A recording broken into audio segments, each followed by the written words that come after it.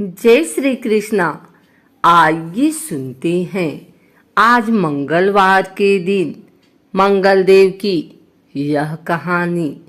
अंगारक, भौम, रक्ताक्ष तथा महादेव पुत्र के नाम से प्रसिद्ध मंगल देवता एक क्रूर देव ग्रह के रूप में जाने जाते हैं।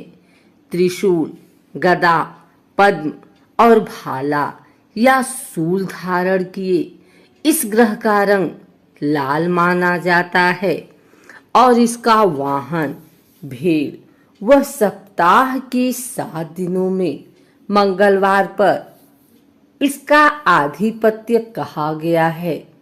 मंगल ग्रह को देवताओं के सेनापति भी कहा जाता है। प्राणी मात्र के शरीर में मंगल ऊर्जा, आत्मविश्वास, अहंकार, ताकत, क्रोध, आवेग, वीरता और साहसिक प्रकृति को दर्शाता है और कुंवारा माना गया है। देवग्रह सूर्य, चंद्र और बृहस्पति इनके मित्र ग्रह हैं तथा बुध शत्रु है। मंगल मृगशिरा, चित्रा एवं घनिष्ठा नक्षत्रों का स्वामी है। अग्नि तत्व के मंगल का रत्न मूंगा, धातु, पीतल, तत्दिशा, दक्षिण व काल ग्रीष्म है।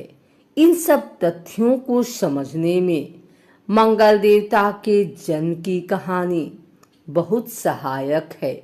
इस कहानी के माध्यम से मंगल से संबंधित जानकारी सहज ही हमें प्राप्त हो जाती है।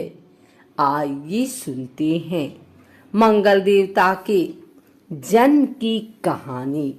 स्कंद पुराण के अवंतिका खंड में मंगल ग्रह की उत्पत्ति का एक पौराणिक वृतांत मिलता है, जिसके अनुसार एक समय उज्जैनीपुरी नाम के एक स्थान में अंधक नाम का एक प्रसिद्ध दैत्य राज किया करता था। उसका एक महापराक्रमी पुत्र था जिसको कनक दानव के नाम से जाना जाता था।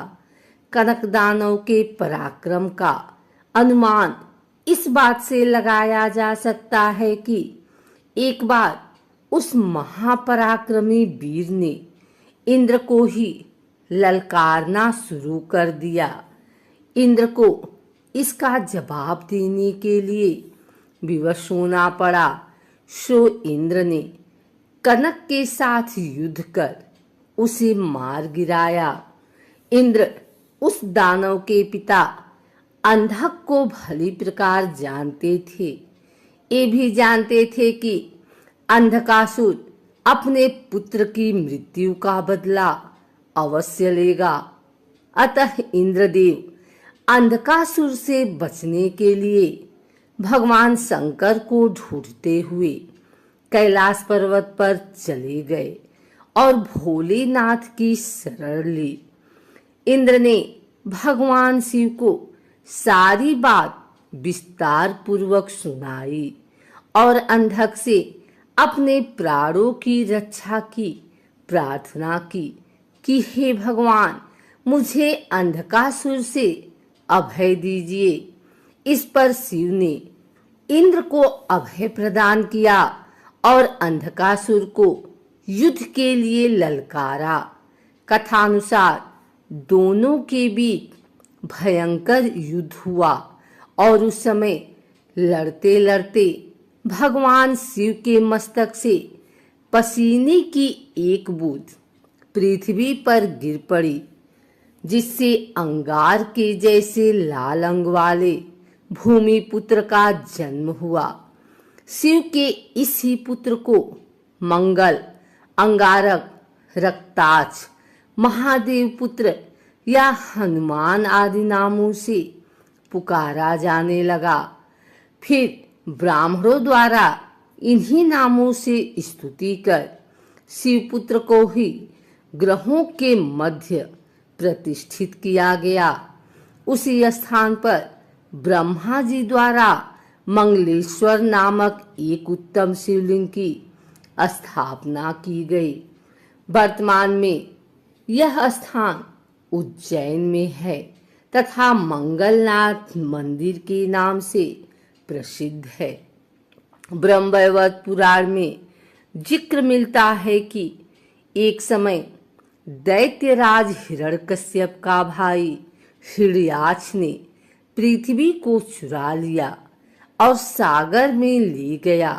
तत्पश्चात भगवान विष्णु ने वाराह अवतार लिया और हिरण्याक्ष को खोजकर उसके साथ युद्ध किया, जिसमें हिरण्याक्ष मृत्यु को प्राप्त हुआ तथा पृथ्वी को रसातल से निकालकर सागर पर स्थापित कर दिया गया तथा इस पृथ्वी पर ही परमपिता ब्रह्मा ने विश्व की रचना की। पृथ्वी सकाम रूप में आई और श्री हरि की वंदना करने लगी। पृथ्वी के मनोहर आकर्षक रूप को देखकर श्री हरि काम के वशीभूत हुए और इन्होंने दिव्य वर्ष पर्यंत पृथ्वी के संग रति क्रीड़ा की। इस प्रकार विष्णु भगवान और पृथ्वी के संयोग से एक महातेजस्वी बालक का जन्म हुआ, जिसे मंगल ग्रह के नाम से जाना जाता है। इसी कथा का वर्णन देवी भागवत में भी मौजूद है। मंगलवार का दिन हनुमान जी और मंगल देव को समर्पित है। इस दिन व्रत रखने और हनुमान जी की पूजा करने से सभी मनोकामनाएं पूरी होती हैं। साथ ही इस दिन व्रत रखने से कुंडली में मंगल ग्रह भी मजबूत होता है।